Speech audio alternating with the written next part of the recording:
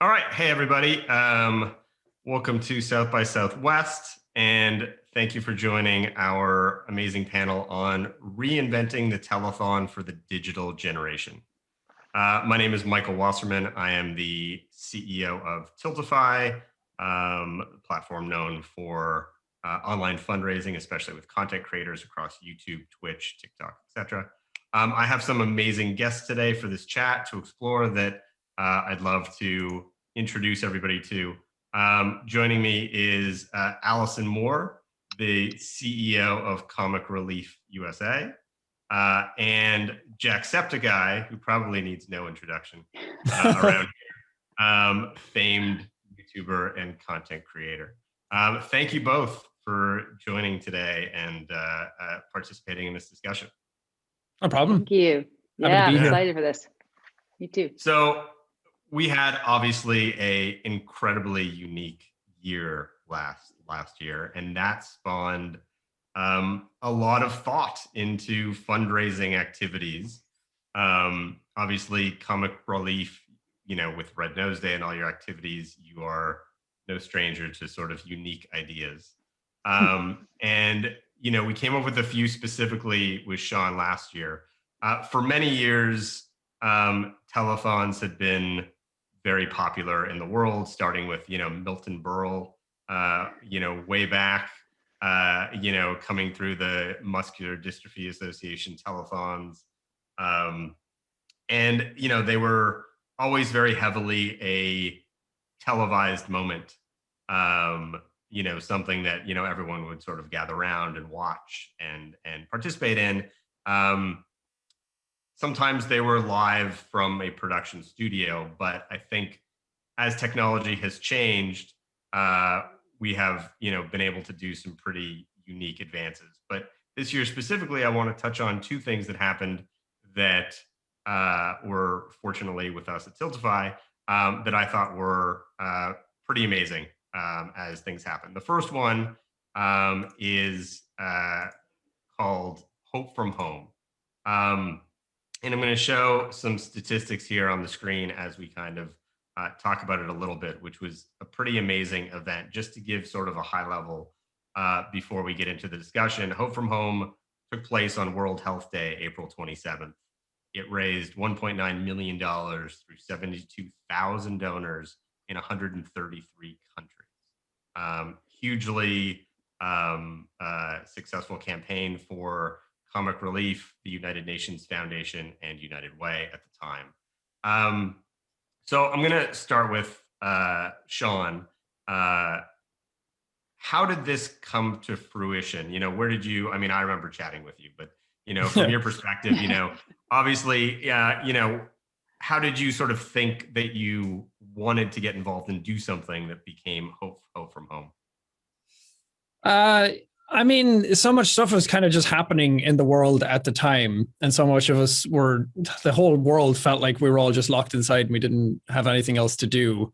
And we couldn't go out and do things. And I remember reading so many things online and so many people in the community and everybody just all sharing their stories and wanting to do something and be part of it and really wanted to change something or make use of their time and help out any way they could. So we kind of I remember talking to you, Michael, about just spearheading some sort of initiative and trying to get something in place where we could not just activate something on my end, which we had done previously, like month after month, we had done different activations for different organizations, but this felt like it was so much bigger. It felt like it was affecting everybody and not just a few people here and there, but it just kind of spawned some ideas after that we wanted to get the entire community together. We wanted to get as many people together as possible. And for that to be most effective, I think just doing it on my end is one thing and promoting it there, I think it would have generated a lot of good that way. But then activating everybody else's audiences outside of that, because getting everybody else to activate your thing is hard enough and you'll always miss people, but getting everybody sort of on board. And if you get certain people to spearhead their own initiatives and make it all part of the same thing, then it felt like a bigger sort of catch-all to raise far more awareness. Because something about these events is that it's not just about the money that's raised, but it's also the awareness and sort of the motivation and inspiration to do more. and then to kind of show that it's not as complicated as people think it is, especially with a platform like Tiltify, where you can just activate really, really easily and kind of get the tools in place. So I think that was sort of the onus to do it. And then I guess the rest was history after that point. Yeah, I mean, I remember you reaching out and wanting to do something, and obviously COVID-19 made everything big. This was in really right after the lockdown had started, and everyone really started getting concerned. And then I remember reaching out to you, Allison, about being part of this. So, from your side, how did this sort of come about? Yeah, this was just fortuitous opportunity for us. We, Red Nose Day activates primarily, the biggest time frame for us is April and May. And so we had this like great plan all started in February. And then by March, the whole thing kind of retooled. So, we fundraise from the public and with our partners with Walgreens and NBC, but we do that to sort of raise for like 25 plus charities who are all kind of on the ground for children. As soon as COVID hit, the economic crisis, the health crisis, just the whole thing sort of started to crater in, but, US and globally, all of these nonprofits that we support and we fundraise, we're having unprecedented, crazy amounts of, their income was just sort of hit. The amount of need had quadrupled over 2 or 3 or 4 weeks. I mean, if you just remember that, I know we all lived through it. The tumult was just unbelievable. So for us, the mantra became kind of like, well, more is more. Let's we're going to do what we do with Red Nose Day. It's going to be under, serious. There's just a lot going on, not as many people going into retail stores, et cetera. This came across and it was like, we've had a like incredible opportunity through the gaming community to see the level of generosity and just getting it done that has happened, in the past. We kind of experimented with a nose bowl. We had done something, some really kind of wacky ideas to sort of bring to the forefront. We did something with Critical Role. For us, it was just a huge opportunity to get active and to that point, drive awareness for everything that's happening, and for the children who are really getting caught in the crossfire, and just not getting support.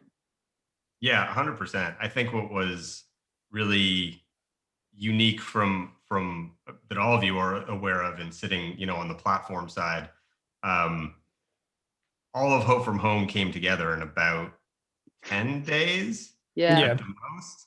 I think we solidified the name like 6 days out or something like that. I had to build logos and sites fast.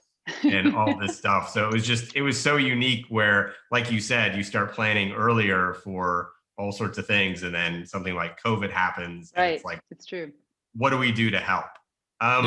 Sean, when you initially, so this was such a different call to action, because instead of being like a classic telethon, it was kind of like this hybrid type of event where you put out a call to action to ask the community or anyone that wants to get involved to not just to donate, but to participate, whether they wanted to fundraise themselves or create social awareness or whatever it does. When you first dropped that first CTA video, I think like a week, maybe 10 days at the most before the day. I don't even think it could have been that long because I don't think we knew.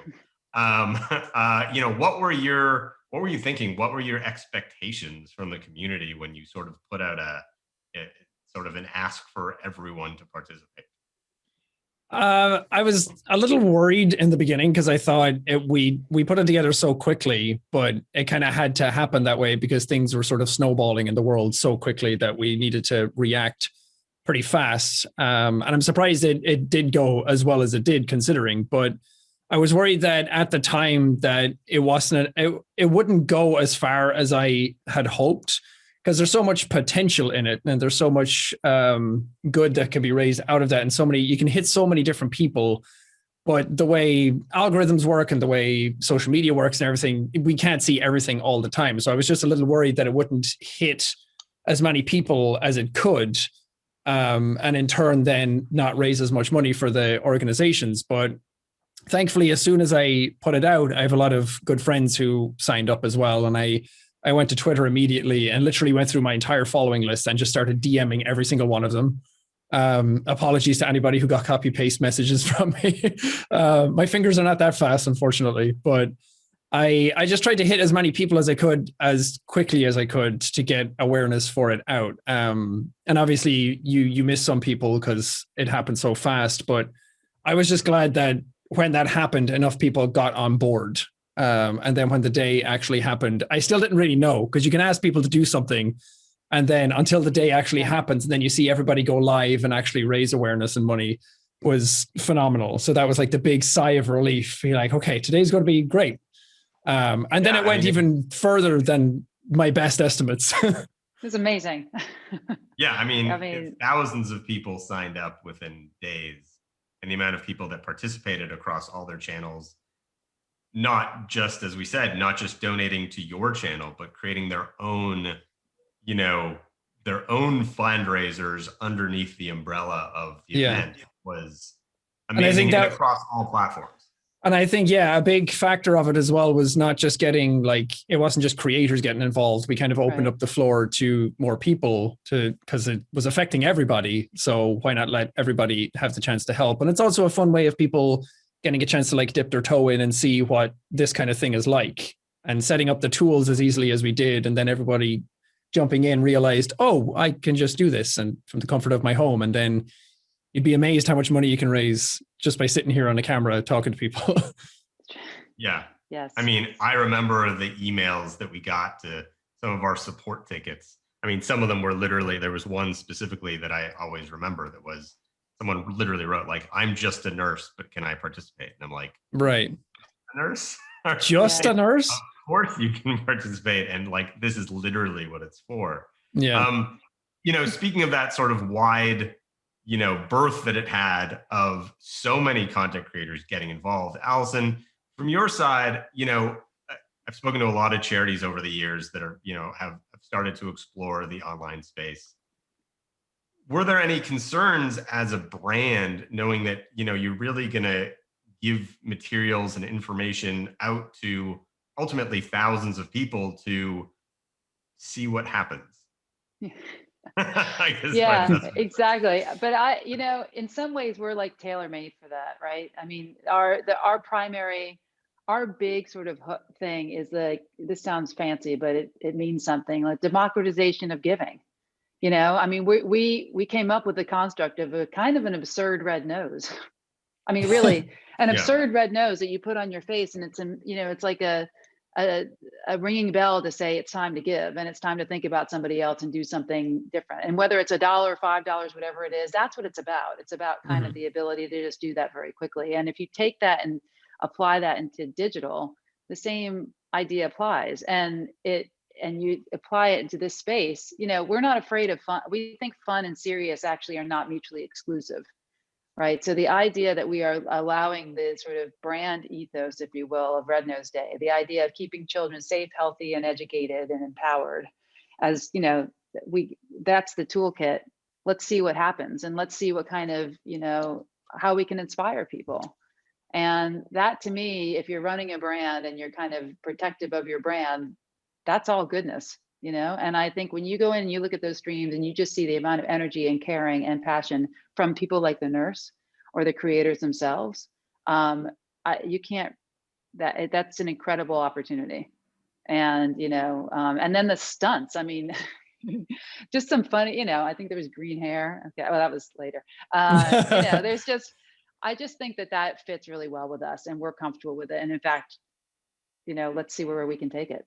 Yeah, I mean, there was a lot of fan art and different things. Yeah. I still remember the one on Twitter where someone had like literally designed like their window covering to be Hope from Home of their house. Well, honestly, that is, I think that's brand 101, is to kind of give your brand over and not be so restrictive. And let's see what creative people do in passion and energy around what you're doing.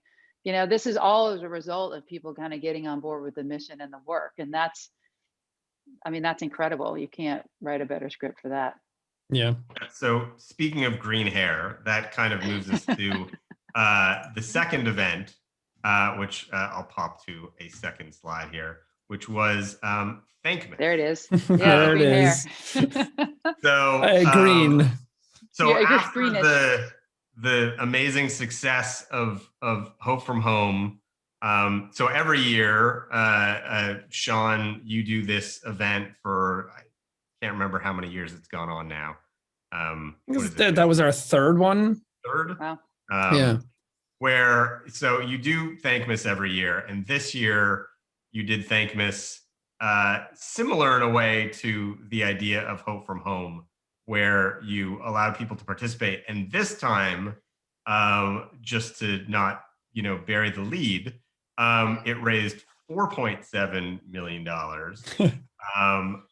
had 93,650 donors from 131 countries, was trending number 4 in the world, and had 1.2 million social interactions, and had over 7,500 creators sign up. I think most of them within the first 24 hours of you launching it. So, yeah, throwing all that out there just to sort of, think about where we kind of went. First of all, having done Thankmas in the past, as, from what I remember, is essentially a single stream, you streaming out, having some guests on. What made you sort of change the Thankmas model from previous years this year?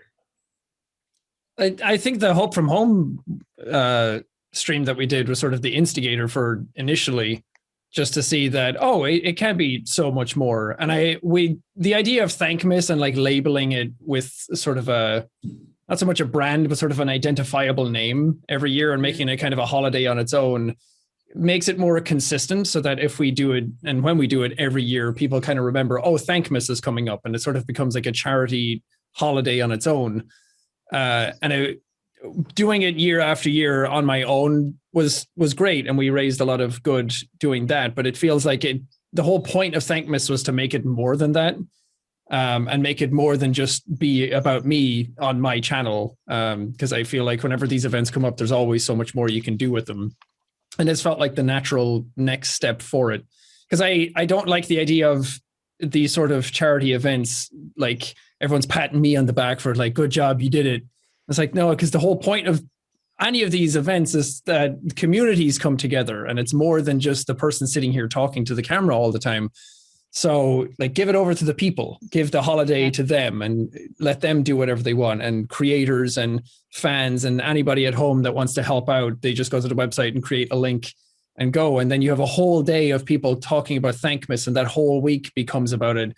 And then I think the best thing happened for that one, which is that I put out the video, same as Hope from Home, but then it immediately morphed into Thankmas on its own straight away, because then that name sort of stuck with people a bit more. And then those who got into it because of me then told their friends, and then their friends told other friends. And then you had a bunch of streamers who were all doing stuff for Thankmas who had no idea about me or anything. And that was, I think, the best outcome, because then it takes on a life of its own. And then every year when we come to do it again, people are waiting for Thankmas and their opportunity to, because it's a very modular thing. You can just plug in and out of it whenever you want. And I think that was probably the best outcome we could have hoped for. I think the message spread so much further as a cause of that. Yeah, I think on both, actually, one thing that I should probably mention on both of them, just to kind of outline the increased awareness that we're talking about other people participating. In Hope from Home, you raised about 660,000 on your stream, which is mind-blowing. But the event, as we said, raised 1.9 million. So there's another 1.3 million raised by other people participating in their own way. Mm-hmm. In Thankmas, you raised an insane 1.4 million on your channel in about 8 hours, which is more mind-blowing. And then the rest of the money to the 4.7 million was also raised outside of your channel. So seeing the community participate was amazing. Allison, having been through Hope from Home, which was around World Health Day, this sort of globally acknowledged day, how did you adapt to sort of this, and at the beginning of COVID, and when there was sort of all this call to action, how did you sort of adapt to what we were all creating with Thankmas, which was more or less on a made-up day? Yes, exactly. I now have, it's like Festivus, and now there's Thankmas. Yeah. It's all together. Actually, it worked. It was, again, incredibly in sync for us. So when COVID hit, like I mentioned, all the sort of support pieces really pulled away. And again, because Red Nose Day, our single focus is on children. The biggest thing we were thinking about sitting around, mid-year is like, what is going to happen at the end of the year? You started to see like all these food lines and cars lining up in the US, actually not just the US, but across in other places as well, of people who were like, there was massive food scarcity going on. There was a lot of hunger going on. All of the stuff to support children, meal programs, et cetera, were just kind of like pulling back. So we knew for a fact that like fourth quarter and like December was going to be a big time for meals and just kind of raising around hunger and food scarcity, particularly at a time, Thankmas, even that word kind of connotes sitting down at the dinner table with a lot of abundance for a lot of folks, but a lot of other people didn't have that. So for us, we had launched an idea of full plate program, which was again all around food scarcity. This was timed perfectly for us. So that wasn't a big leap for us to talk about children at a time, actually Thankmas tied into to thinking about it. So for we were like, let's go.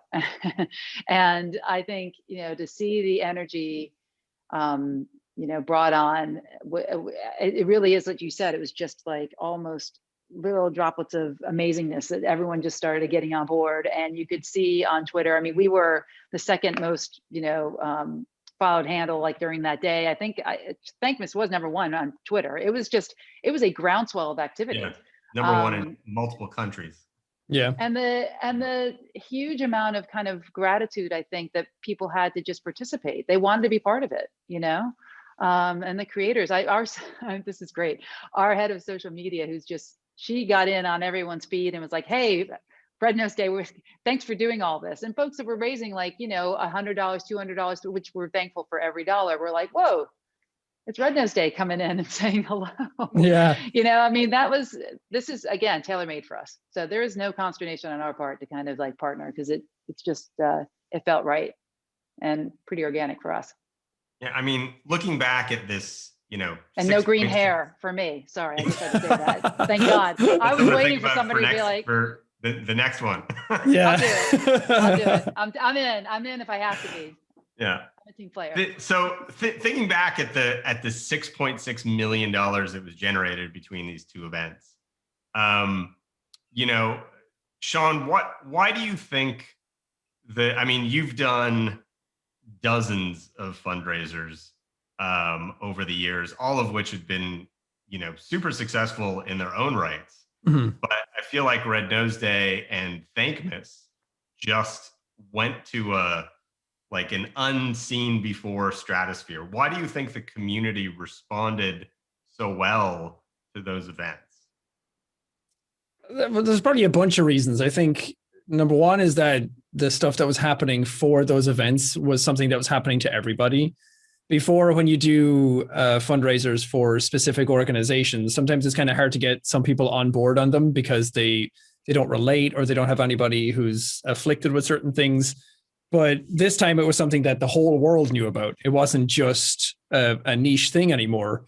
And everybody just wanted to help. Like I said, everyone was kind of just stuck at home and they didn't know what to do. And they wanted to help some way, but they had no place to go. So I always feel like if you can give them like a funnel or like give them a ship to captain and like sort of activate them in a certain way, then everybody will get on board. And I think Thankmas just being the time of year, everyone's used to kind of giving very heavily during that period anyway, because Thankmas is always super successful. But I think people want to do good. People want a good thing to be able to do. People want to make a change and make a difference. And they want to use any sort of responsibility or anything in their lives to sort of progress things.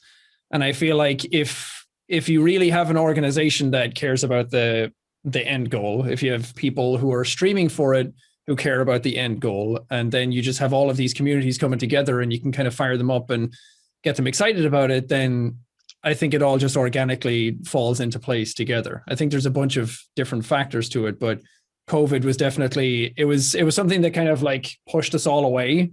But because of online culture and being digital, we were all still connected. And I think that was sort of the spark of it all. Allison, having obviously run telethons, being in the Red Nose Day sphere, the Red Nose Day Telethon is a very famous telethon. Thinking about what you've seen last year, how do you feel like these online channels can become additive to really expand what Red Nose Day and other organizations are doing with their telethons? Yeah, I mean, to me, it's sort of like the 1 and 1 is 3 thing. All right, on the TV broadcast side, it's a huge reach. It's, this is sort of old terminology, but it's a lean back medium and in many ways. And so, and that is a really interesting space where people want to have storytelling and deeply kind of like get into the reason of why, and then kind of are motivated to act through the engagement of a telethon over a period of time. And it works beautifully, and it's fantastic. I think the key as you move into a digital experience and you move into something that's more, people are more engaged, it's faster for people to kind of understand what's happening and then to act. The interesting thing about what we've done together is that it really is the creators, like, Sean takes the center pole, all the creators that come along with it, and they become the ones that rally and sort of galvanize the audience. And the trust that happens there is not unlike the trust that some folks feel like on the broadcast network, between like Kelly Clarkson or, Jocko Sims or Seth Meyers or Hoda Kotb. I mean, these are people who are in the NBC sphere. They say, I'm for Red Nose Day. Can you come on board? It happens. And then you see that exact same influence, groundswell, and frankly, authenticity. They're for the cause. It's not just like slapping it on and saying, I'm supporting Red Nose Day. Hey, check it out. It actually, they feel it. And I think that's picked up by the audience. And then the immediate ability to give at small, medium, large denominations, activated, obviously enabled with Tiltify too. It's just like, that's the next generation, The new fundraising is going to be, and the new opportunities are going to be multi-channel, omni-channel, multi-platform. And it's just like open to all, come on board, get engaged, no barriers. And by the way, let's have some fun doing it. I mean, we're okay with the stupid nose tricks and the dogs and noses and the celebrities coming on and doing crazy stuff or stunts. I mean, it all feels like it's in the right direction for good. And that feels like the right evolution for how I think should go. Seeing all of these, it's like classically, it's sort of the one to many where you're speaking to everyone, you're saying, hey, can you donate to me? Which is fine and has been around for a long time. I think what was innovated here in these events was, I'm doing this, but you can also do this, and we're in it together. And you might donate to mine, I might donate to yours. I know Sean went around and donated to a bunch of other people's streams during Thankmas, and then it was just kind of like we're all doing this together, which I think was sort of a very amazing adaptation of and a sense of community. I mean, I think you really feel like you're part of something, and I think that is the case has been the case historically on broadcast, but I think the idea of being a part of something and really watching that happen in real time is even more so with what we've done together. And it's just, it's great. So I do think it's additive. It feels, and I want the whole thing, that's what, it feels really great for like something like Red Nose Day to be a part of that.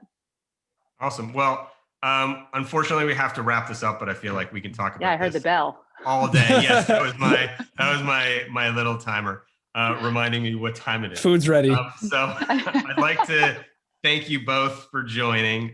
Thank you so much, Allison, and thank you so much, Sean. It was an amazing discussion. Thank you to South by Southwest for having us, and hope everyone has an amazing day. Yeah. Thank you. Thanks so much.